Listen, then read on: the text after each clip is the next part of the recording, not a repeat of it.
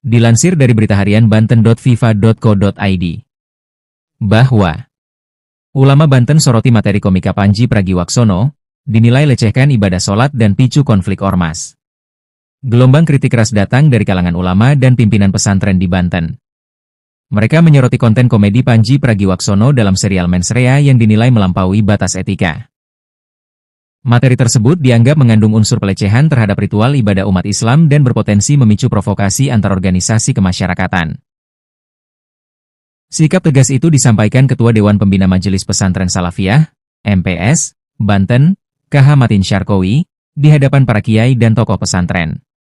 Ia menyebut telah menelaah materi Panji secara menyeluruh sebelum menyampaikan penilaian. Menurut KH Matin, ada beberapa bagian yang dianggap bermasalah dan tidak pantas disampaikan ke ruang publik.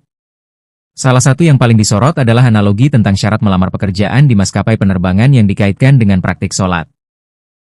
Digambarkan ada orang yang rajin sholat, tidak pernah bolong.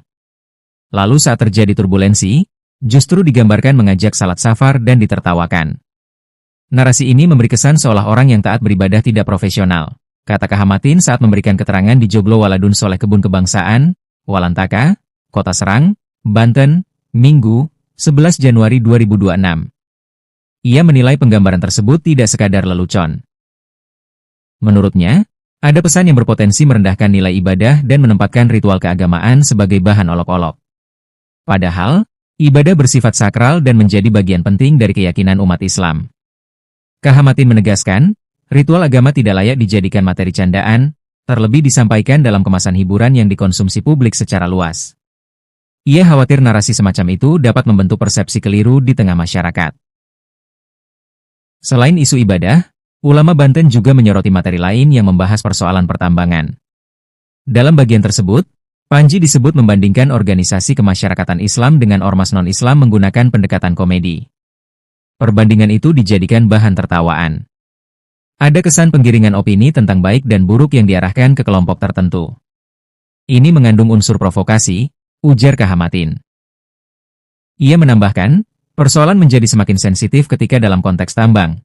Panji menyinggung nama organisasi besar Islam seperti Nahdlatul Ulama dan Muhammadiyah. Kedua ormas tersebut digambarkan seolah dijadikan alat atau kendaraan untuk kepentingan politik dan kekuasaan.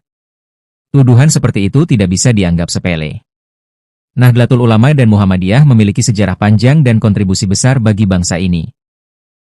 Menyebutnya dalam konteks negatif tanpa dasar yang jelas tentu melukai perasaan umat, kata dia. Atas dasar temuan tersebut, para ulama dan pimpinan pesantren di Banten menyatakan rasa kecewa dan keprihatinan mendalam.